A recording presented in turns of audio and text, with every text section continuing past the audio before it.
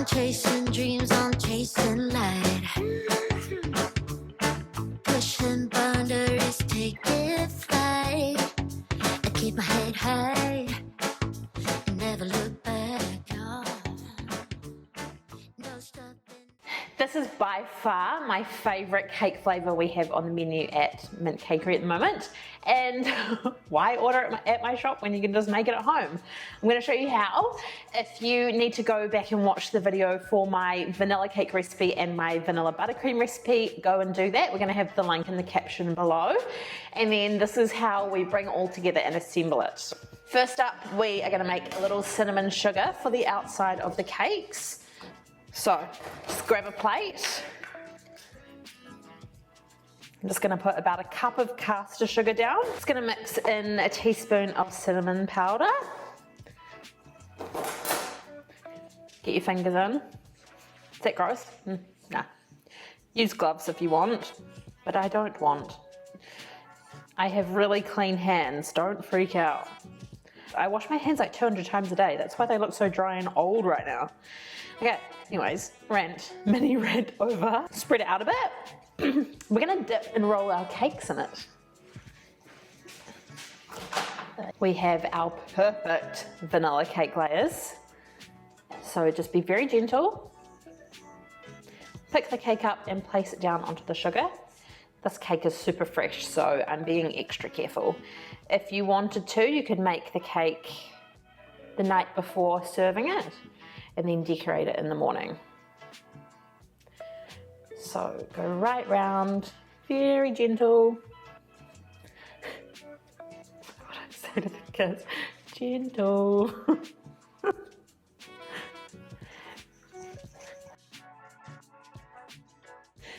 And then I'm just gonna put it onto my serving plate.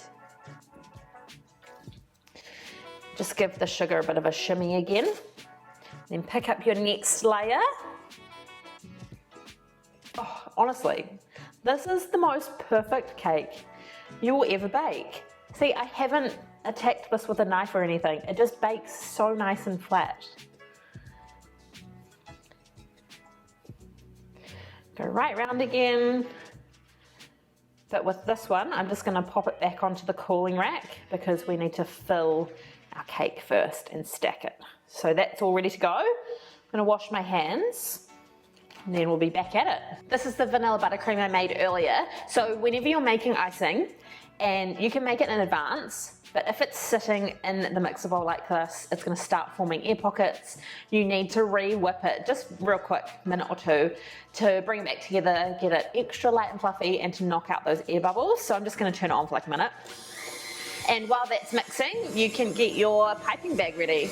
All right, so I've got a piping bag and I have an opened round nozzle. So just cut the top off your piping bag, shove it in.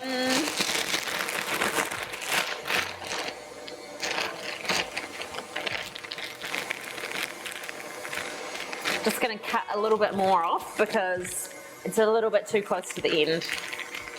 Another ½ centimetre off, and make sure you're cutting it nice and straight. Throw this away straight away. If you put this clear little bit of plastic on your table, on your bench, it's probably going to end up in your cake because you can't see it. Okay, that is all ready to go. Our icing's all ready to go. So it's time for the fun part. I'm going to put my plate on a turntable.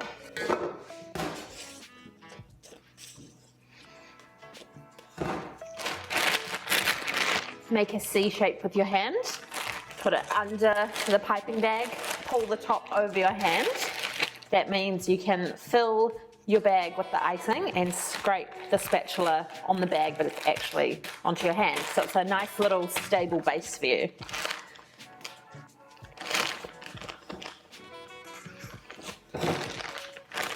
In and scrape, and that way too it means you're not getting any icing around the top of the bag, which is so annoying when you go to pipe and if you get icing all over your hands.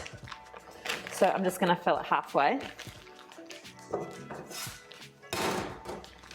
fold it up, and then just push it down right to the end. We're ready to go. I feel like I say it every time too, I've got really short fingers and I find it difficult squeezing from the top of the bag. So what I actually like to do is squeeze from the middle. It means I've got more control, I've got more pressure on the bag too, so the icing is going to come out the nozzle faster, and yeah, I can kind of direct it where I want to go a little bit better. I'm going to have a little palette knife too. Keep your bag of icing in the nozzle about 1 centimetre away from the cake, completely vertical, and then I'm just going to start squeezing. I'm going to make a little ring around the edge of the cake. I'm probably about 1/2 centimetre away from the outside of the cake, because when we put more icing in the centre, we kind of push it a little bit. So we don't want to go too close to the edge because the icing will literally go off the sides. So about 1/2 centimetre. If you've got some icing in your mixing bowl still, just grab a little scoop and put it into the centre of your cake. This is actually quite a thin layer of icing in the centre, because we're going to do another layer on top and you want the icing to cake ratio to be good. So this is good, because I say so, I guess. Get your palette knife, just flatten it out. You might think you need more, but you really don't. This is a good amount when you're eating a cake. So you want this to be a really nice thin layer. If your cake where you've iced it isn't a perfect circle, just get the palette knife and push it to the edge, but don't actually touch the edge. You're always working about 1 inch, a couple of centimetres from the outside. And then we want to make a little indent for where the raspberry coulis is going to go. So I'm going to spin with my left hand, and then I'm going to push the palette knife in slightly. Just dig about 1 tablespoon of that icing out. Okay, so I know you're going to see this and you're going to think it needs more raspberry in the centre, but the issue is, like, I agree with you, but if you put too much in the centre, the cake will slide and it's just not worth the risk. And you can put as much on the top of the cake as you want, so you do have to be a little bit conservative with how much you put in the centre. So I'm going to put 2 spoonfuls and then just spread it around. Because we're using a raspberry coulis, a little bit more. It's really nice and zingy and fresh anyways, so you don't need too much to get that nice raspberry hit. 1 more teaspoon. So it's probably like 3 tablespoons. Honestly, no more than that. You will ruin your life when you make this cake and then it goes sliding and your cake's on the floor. So it's time for the top layer. Be very gentle again. So just get your hand under there. And then push it down.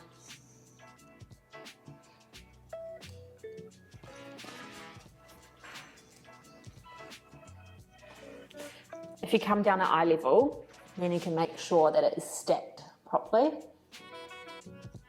I think that looks pretty good.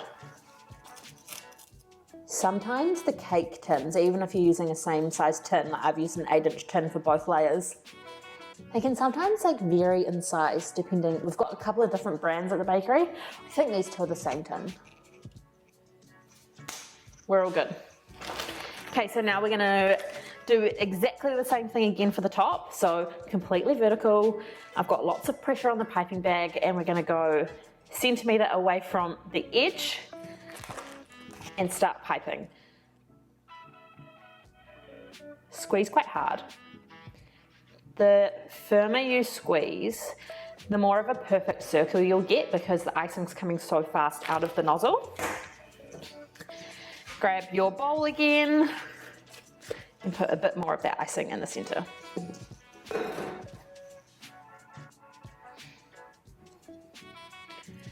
So I'm using really small, quite forceful movements, to be fair, with the palette knife.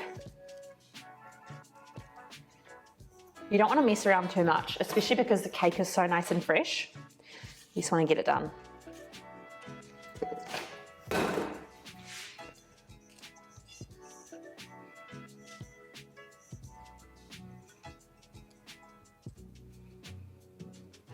When I am icing cakes, I'm right-handed, so I always like to work, what's that? I don't know, the left-hand side. So I'm always spinning the turntable so I can ice here. See, and then I'm gonna move it, and I'm always icing in an ergonomic way, I guess. All right, so.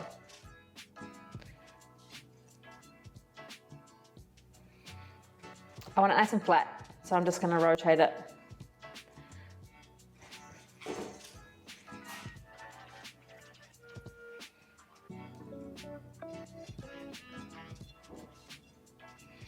Is that a little flat to you? Ah, nice.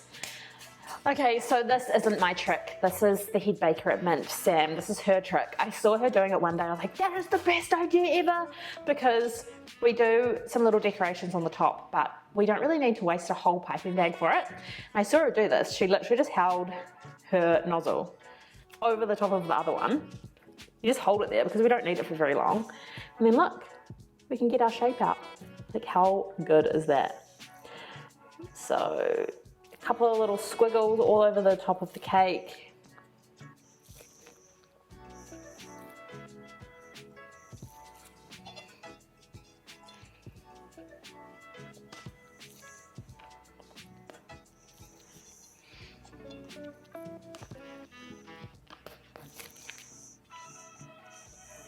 Do them in all different directions so it doesn't look weird.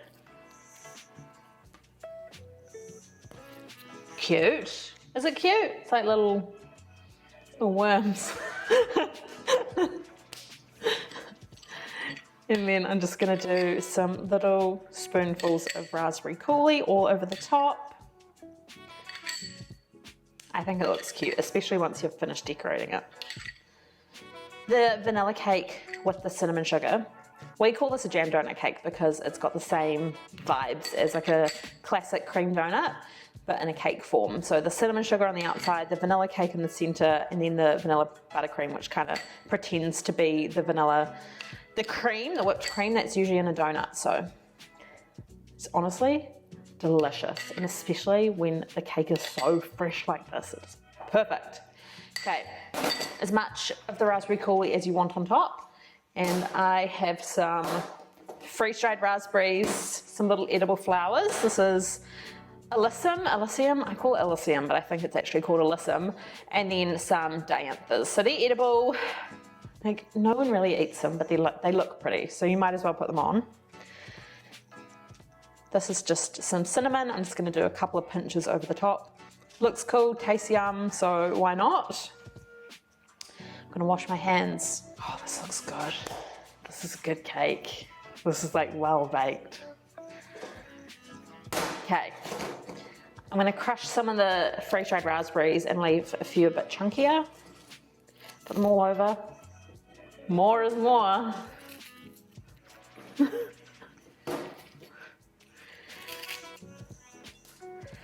So I think the thing with my cake decorating style is I always have 3 elements. So this is the raspberry coulis, the cinnamon, and then the decorations.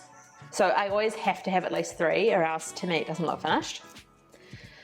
And that little bit of extra effort, putting more decorations on, just makes it look so much better. Like when people say they want easy recipes, it's like, why? Just put a bit more effort in and then you've got like some better baking. Just gonna pop these little, they're so cute, little flowers all over.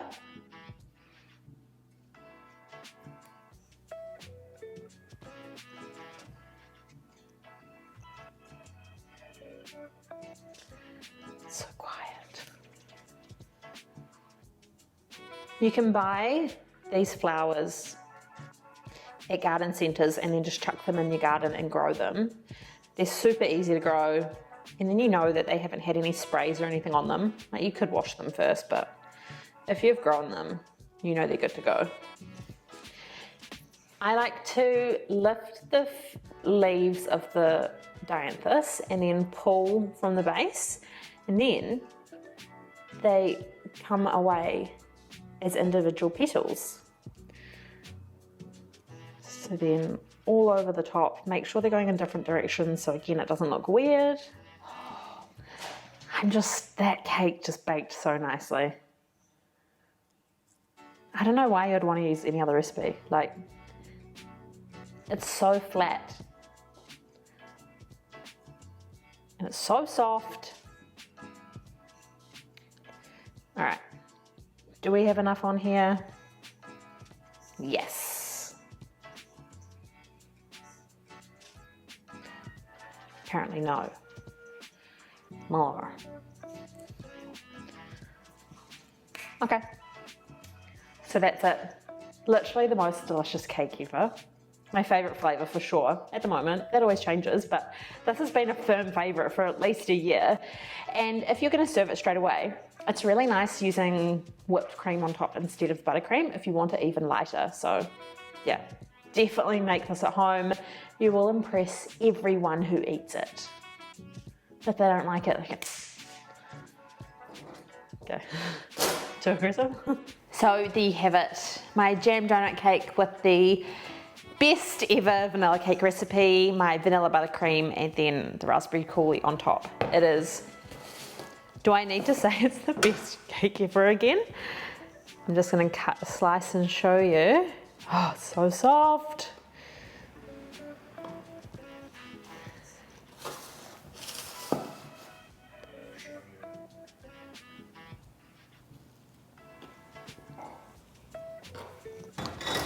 Here we go. Moment of truth.